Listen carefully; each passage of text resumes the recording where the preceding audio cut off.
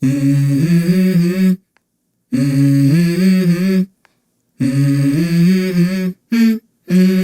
go.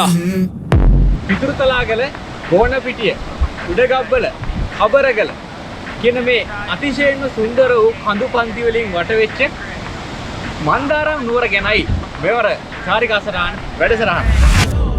And we all got dreams, we all want things, but what you gonna do for it? How you gonna move for it? What you gonna be? And do you believe you can do anything? But what you gonna do for it? How you gonna move for it? What you gonna be?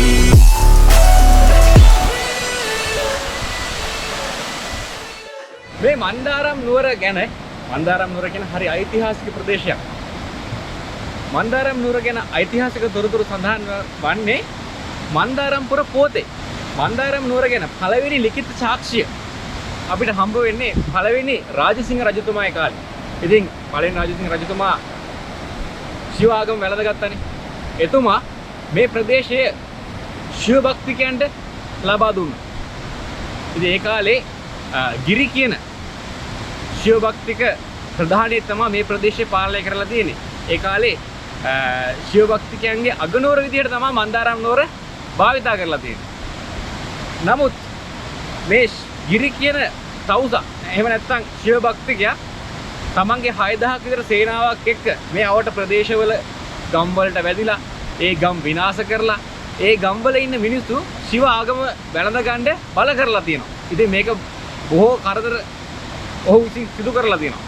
ඉතින් මේක දැනගන්න පසු කාලිනව රජ වෙච්ච අපේ පළවෙනි විමල ධර්මසූරිය රජතුමා ඔහු අල්ලන්න සේනාවක් එවනවා මන්දාරම් නුවරට. අද මේ අපි ඇවිල්ලා ඉන්නේ මන්දාරම් නුවර වැල්ලගිරිය කියන අතිශයින්ම සුන්දර වූ මේ බෙලිහුල්ලෝයේ ගලාගෙන යන ස්ථානයට. ඉතින් මෙතනදී තමයි ඒ ගිරි කියන තාපසය අල්ලලා බෙල්ලේ වැලි බොරළු දාලා හිර කරලා මරලා තියෙන්නේ. ඉතින් අර ඒ නිසා තමයි පසු කාලින මේ ප්‍රදේශයට වැල්ලගිරිය කියන නම යෙදিলা තියෙන්නේ. ඉතින් අපි චාරිකා සටහන ආරම්භ කරන්න යන්නේ වැල්ලගිරියේ. මුලින්ම බෙලිහුල්ලෝයට පොඩ්ඩක් බහැලා බෙලිහුල්ලෝයේ පහස විඳලා එමුකෝ.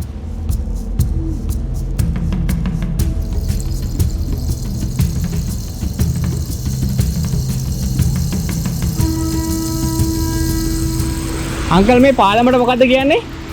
වඩුවවල පාලම. ඈ? වඩුවවල පාලම. වඩුවවල පාලමනේ. ආ රයිට් එක. වඩුවවල. ආ.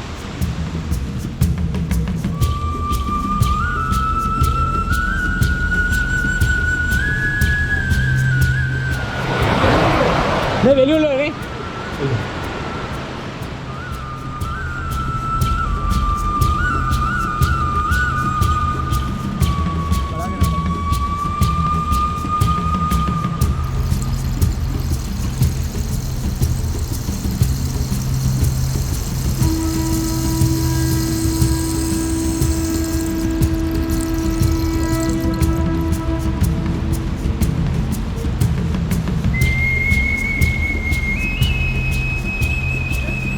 අර යට පාලම. ඔව්. අර ගල් ආරුක්කෝ තියෙන. ඔව් ඔව්. ඕක 1988 කරලා දුන්නා. 1988. 1800. 800 ගා සුද්දෝ ඉන්න කාලේ. ඔව්. ඒක කරලා දුන්නා. යටිපැත්තේ අර ඇනිකට් එක බන්ට් එක ගහලා තියෙන අර එහා පැත්තේ ඇනිකට් එකක් තියෙනවනේ. අර නුග ගහලාද? ඔව් එහා පැත්තේ. ඔව්. ඒක 887 කරලා දුන්නා. හා හා. දැන් පැරණි නේ. පැරණි. ඊළඟට තමයි 1980 ගණන් වල මේ පාලම මෙතන මේ පාලම ගියා වතුරට. මේ මෙතනින් තිබ්බා පොඩි පාලම. පාලම. ආ හා හා. අර පාලමට ජොයින්ට් වෙන්න. ආ ඒක ගියා. ඔව්. ඊට පස්සේ ඒක ගියන් පස්සේ 86 විතර තමයි මේ පාලම ආපහු ලොකෝට දැම්මේ. උඩ පාලම. Right right. අපේ අංකල් කියපු අර ඇනිකට් එකයි ආරුක්කු පාලම ළඟයි පොඩ්ඩක් මෙහා පැත්තට ආව හරි ලස්සන ස්ථානයක් ඇතරම. හැබැයි ටිකක් ඩේන්ජරස්. මොකද මේ මං හිතන්නේ ගොඩක් ගැඹුරුයි මෙතන.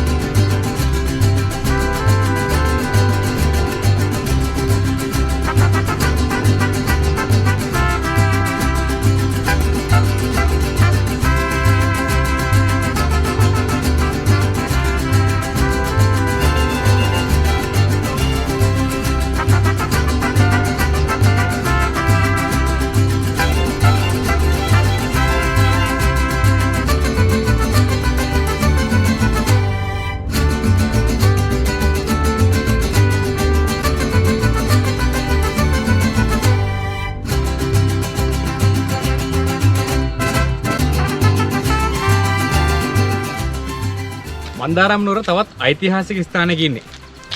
මේ පසකින් දර්ශනය වෙන කුඹුරු යාය. ඒ කාලේ මෙතන කියලා තියෙන්නේ මාලිගා තැන්න කියලා. සෙනරත් රජතුමා ක්‍රිස්තු වර්ෂ 1604ත් 1627ත් අතර කාලෙ තමයි රජ කරලා තියෙන්නේ. ඉතින් එතුමා විවේකයට එන්න මේ මාලිගා තැන්නේ මාලිගාවක් හදලා එතුමා වර්ෂයකට වරක් විතර මෙහි ඇවිල්ලා සතියක් විතර විනෝදයෙන් ගත කරපු ස්ථානයක් කියලා තමයි සලකන්නේ.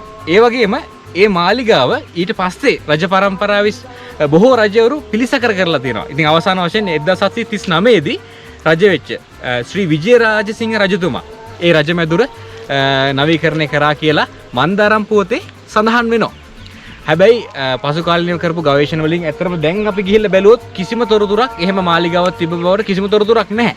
මොකද ඒ කාලේ තිබිච්ච කියන්නේ විනාශ වෙන දේවල් වලින් يعني ගල් වලින් එහෙම නෙවෙයි දැව වලින් මේ මාලිගාවල් නිර්මාණය කරන්න ඇති කියලා තමයි විද්වතුන් විශ්වාස කරන්නේ. මාලිගා තැන්න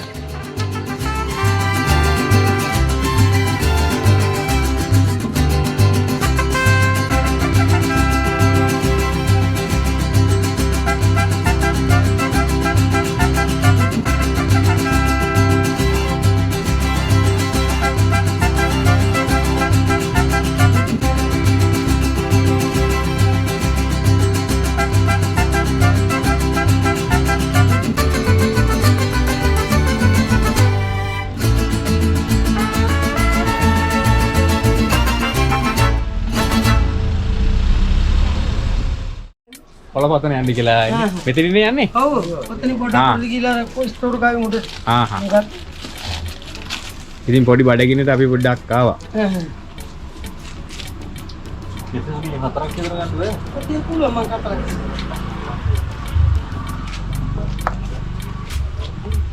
සති දවසට අඩු වෙති කට්ටිය නේද? සති දවසට අඩු. මේ වගේ වීකෙන්ඩ් එක තමයි එන්නේ නේ. ඔව්. සෙන්සුරාදා ඉරිදා දවස් 3ක් එහෙම වුණාම සෑහෙන්න එනවා. ගිය සතියේ හිටියද ගොඩක්? ගිය සතියේ හිටියා. කොහෙද මං හිටියේ? ට්‍රිප් එක ආපු කට්ටිය අඳුනලා දෙන්න බැරුණානේ. සඳුනා. ඉතින් මන්දාරම් නුවර පැත්තේ આવුත් ඉතින් සඳේනේ අපිට සදාදර දායකත්වය ලබා දෙන්නේ. මෙතන තමයි කාර් පාක් එක තියෙන්නේ. කාර් පාක් එක දාලා මේ පාර දිගේ කොළපතනට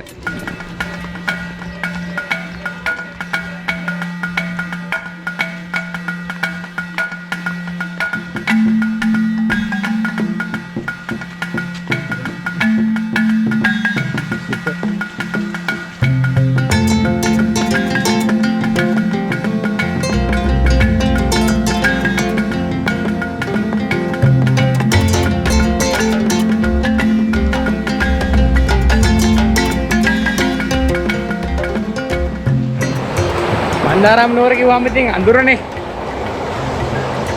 අදත් සාමාන්‍ය අඳුරක් තියෙනවා. පොඩි පිනි පොදකුත් වැටෙනවා. හයියෙන් වහින්න එපා කියලා ඉතින් අපි ප්‍රාර්ථනා කරනවා.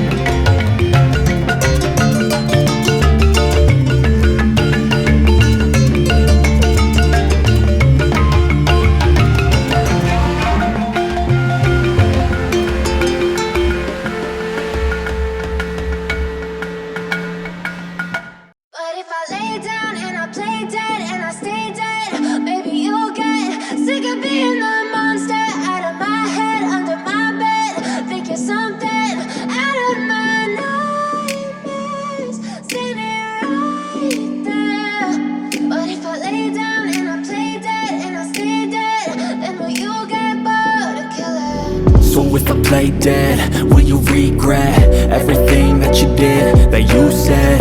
I don't think you understand what you're doing, and my heart's black and blue from the bruising. I feel like when I'm with you I'm losing. I feel like you think that this amusing, sitting there gaslighting and confusing. Was it me? Is it me? Am I deluded? I I'm the one who's always sorry, the conclusion. Even though I offer all of the solutions, I wish you loved me like I love you, it's stupid. When I'm alone with you I never feel lucid. I wish I wasn't struck by Cupid. I wish when I first saw you I knew this. When I'm with you I feel so useless, I feel diluted, my heart's been wounded. Silhouettes of you are like a taunt, never really know just what you want. With you I don't ever feel calm, I can feel the sweat inside my palms. Play with me like cats and a string, you don't understand the pain it brings. You don't ever wanna give me wings, you don't ever wanna set me free. Everything you said we already knew, more or less. Well, here's something that you didn't know. 2 of those special atomic bombs haven't gone off.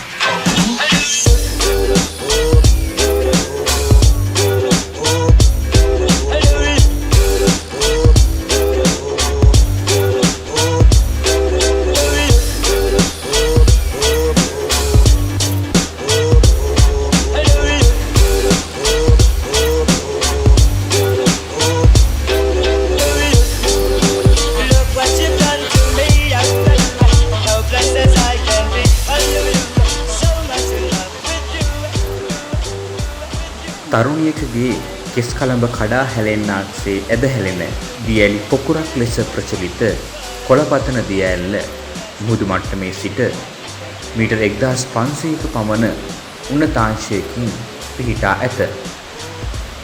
ජනප්‍රවාදයෙහි පැවතෙන පරිදි රජුගේ අගබිසව මෙම දියඇල්ල නැරඹීමට ගොස් ආහාර උතා තිබූ පුවක් කොළ එහි දමා ගිය බැවින් කොළපතන ඇල්ල ලෙස නම් වී ඇතැයි පැවසේ.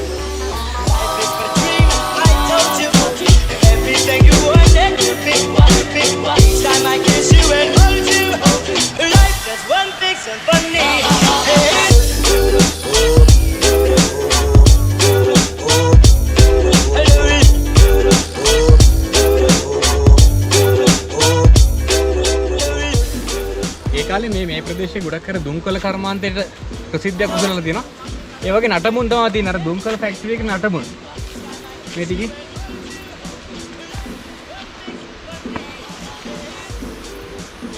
අර කණු කණු වගේ තියෙන්නේ ඔය දුම්කොළ ෆැක්ටරි එකේ නටමුන්. දැන් නම් ගොවිතැන සම්පූර්ණයෙන් ගොවිතැන තමයි කරන්නේ.